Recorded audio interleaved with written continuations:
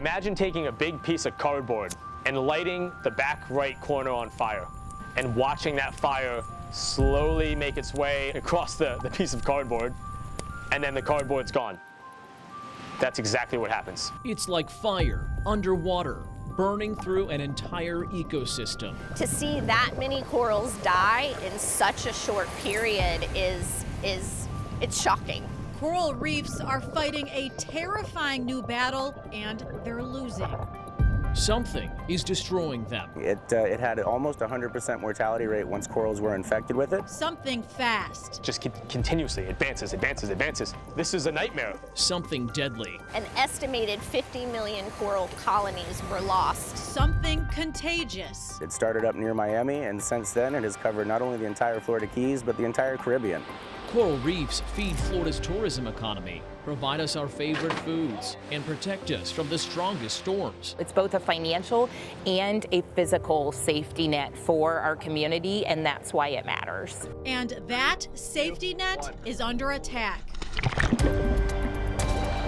It keeps you up at nighttime.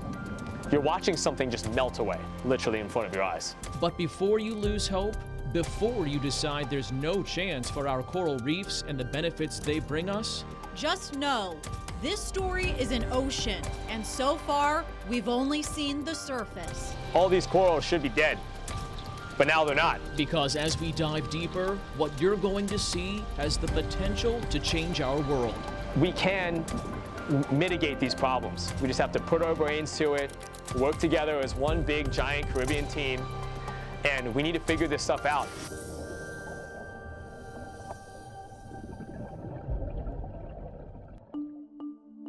Stony coral tissue loss disease. It doesn't exactly roll off the tongue, but it's the name of the worst coral disease our world has ever seen. A merciless underwater pandemic born in Florida, packing the potential to erase both coral reefs and the benefits they bring us. Thanks for watching ABC 7 at 7. I'm Channing Frampton. And I'm Elise Chingari. Coral is not a plant, and it's definitely not a rock. It's actually an animal just like you and me, and just like humans, it can get sick. And tonight, the disease we're talking about is killing these animals faster than anything we've ever seen before. To understand this story, we had to leave the Gulf Coast. First, to the Dominican Republic, where a game-changing breakthrough promises to save our world's most important coral species before it's too late. Then to the Florida Keys, where a Collier County nonprofit is funding restoration and research to save our reefs. For the next half hour, we'll help you understand why stopping stony coral tissue loss disease is important for everyone who lives in Florida. We begin in the Dominican Republic, where a new treatment using human medicine is showing huge promise.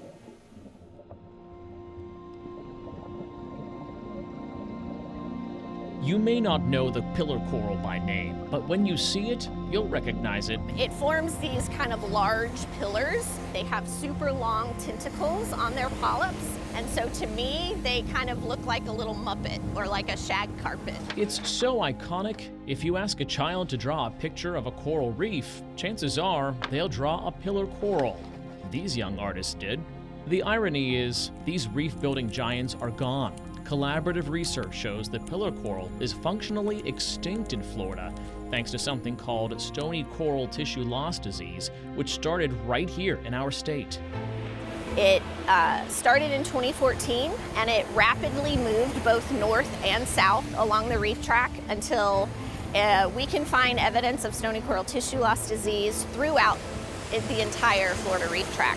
Stephanie Schopmeyer is a research scientist for Florida Fish and Wildlife. She spent the better part of a decade studying the mystery of stony coral tissue loss disease and the way it's devastated our reefs. We found there to be an estimated 50 million coral colonies were lost between 2014 and today. Stephanie says losing these ecosystems means losing our Florida way of life. We would probably not be getting as many tourists. We wouldn't have as many visitors to our state. The lack of reefs would impact storm protection. We would also lose quite a bit of our fish. You know, fisheries are very dependent on our coral reefs. And it's a super spreader. After burning through Florida, the disease didn't stop. Unfortunately, it's now spread also into the Caribbean. It's sad, it's depressing to see that many corals die in such a short period it's shocking. Even with a decade of intensive research, little is known about stony coral tissue loss disease. With no confirmed cause and no real cure, the disease has spread wildly throughout the Caribbean. Shopmeyer is just one of hundreds of Florida scientists searching for a win, a way to confidently treat the worst coral disease in the world. She found one, about 900 miles south of our state. Sitting on the white sand beach of Punta Cana within Iberostar's Bavro Resort lies the Wave of Change Coral Lab. I can feel your stoke. It's contagious, man. Like, you're doing your stoke moment right now. Greg Pelos runs the place. For me, it's just like I could talk about this stuff all day, so it's amazing. There are two things this 27-year-old loves in life: corals. Give me an hour of your time, and you will love corals.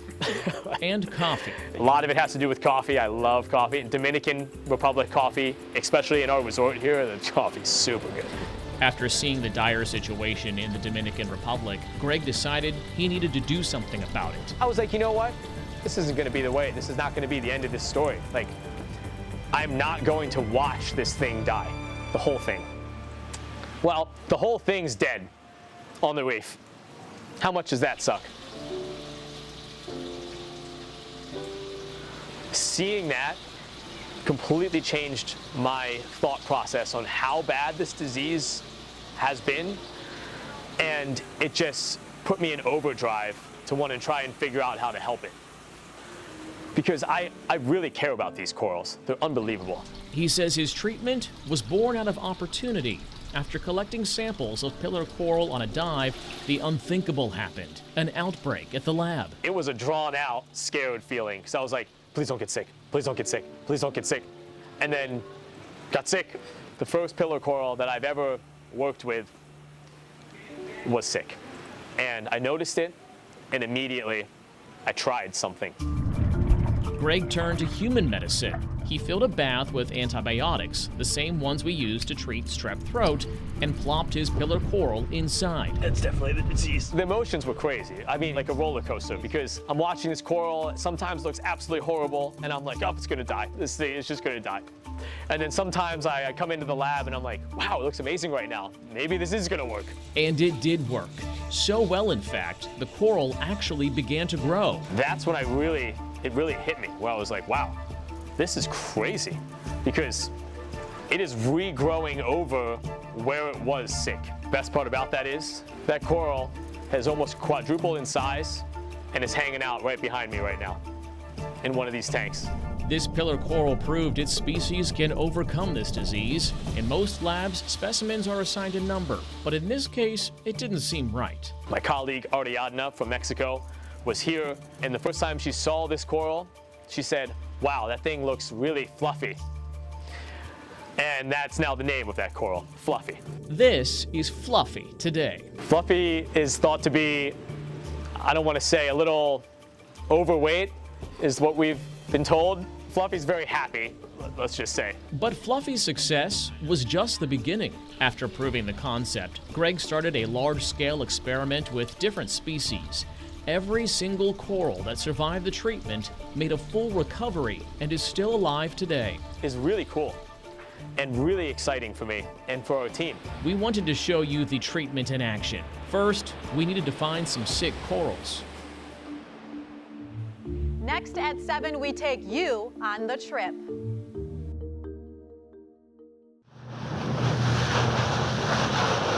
What's going on? Here's the plan for today. So if you take a look at this map here, you can see this is our dive site, Peñon. We're going to be dropping down at this buoy.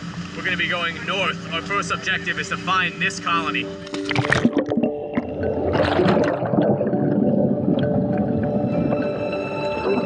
As we dropped down below the surface, the beauty of the reef became clear. With up to 100 feet of visibility, we swam through an underwater rainforest of corals. We saw colonies of all shapes and sizes, sporting every color of the rainbow. But as we swam closer, that feeling of wonder began to fade. Nearly every coral we passed was either sick or dead. Though the skeletons remain, the corals were no longer living. After searching the ocean floor for half an hour, we found what we were looking for, a wild, living pillar coral. This colony was nearly dead, the tips of its pillars barely hanging on. Greg and lab intern Camila went to work. Armed with a chisel, a hammer, and some Ziploc bags, the rescue began. They hacked off piece after piece, placing each chunk in its own bag to bring back to the lab. There, the corals were placed into quarantine tanks and prepped for treatment. The best way to think about it, think about if you get a cut on your hand. You're going to first clean the cut, right? It's the same process. First, blasting off the dead and diseased tissue to expose the bare skeleton. Number two, then you might want to apply something that might kill whatever's there still after the cleaning. Next, a disinfectant bath, part hydrogen peroxide, part seawater, to kill any disease or bacteria on the outside of the coral. What would you do then over top of that to really give yourself the confirmation that you're going to have something that's fighting off and helping the recovery? Putting some sort of antibiotic topical cream on the cut and then putting a Band-Aid on it. Finally, Greg mixes a cocktail of antibiotics and seawater and soaks the corals inside. After repeating the process for 10 days, the coral is cured. It's taken out of quarantine and put in a tank. Works great in a lab, but what about out in the wild? There are in-the-water methods to try and treat this disease using an amoxicillin-based epoxy that you apply over the lesion. And that has shown some success at slowing down or stopping the disease on that part of the coral. But there have been many cases where other parts of the colony will then get sick. Maybe they're already sick. That's why Greg is thinking big picture. It's a very common topic in Florida as well, not just here in the Dominican Republic, but the preservation of genetics is becoming a really scary thing, where we need to figure out how to preserve pieces of these critically endangered species before they're gone. Now he and thousands of scientists around the world are building what they call a genetic bank. Think of it like Noah's Ark for coral. If you think about if all of the oak trees are dying, you want to create a seed bank, because if they're all gone, you're not going to be able to make oak trees again when they're all gone. Right now, the banking process involves taking healthy corals out of their natural habitat. Taking a piece when it's healthy, bringing it into a facility, hoping it doesn't have Stony coral tissue loss disease, and then also hoping that you never accidentally bring it into your facility as well. I don't want to take super healthy, happy corals from the reef because they're doing great out there. So having this protocol available will hopefully allow for other organizations to go out and collect a bunch of sick corals, bring them back, and just make them better. That could mean bringing a species back from extinction. I don't want 10 years from now to say, hey, you know, Stony coral tissue loss disease erased all of the pillar corals from the Caribbean. Like, hey guys, sorry, I really wish that we could go out and see a pillar coral in the wild, but we can't because they're gone. Because the disease killed them and nobody knew about it until it was too late. Greg continues to treat sick corals every day, preserving pieces that would otherwise be erased. Having that opportunity to, that level of hope, where it's like, hey, that thing's real sick. Let's make it better. And that's what we're doing. And all he asks of you in return is to help spread the word. We just want to spread that positivity, spread that excitement around corals that we can do something about it. We need to be talking about this at the dinner table. Like, all you families over there in Florida and all over, go have dinner with your family and talk about Stony coral tissue loss disease. I don't know why I keep hitting that point home, but that would make me really happy. We want to make something perfectly clear. Stony coral tissue loss disease is not the same as coral bleaching. The difference is they're just literally different ways that the corals die, completely different ways. Bleaching is a response to stress, like extremely high water temperatures. When it gets too hot, the coral loses the colorful algae that lives inside it, which makes it appear white.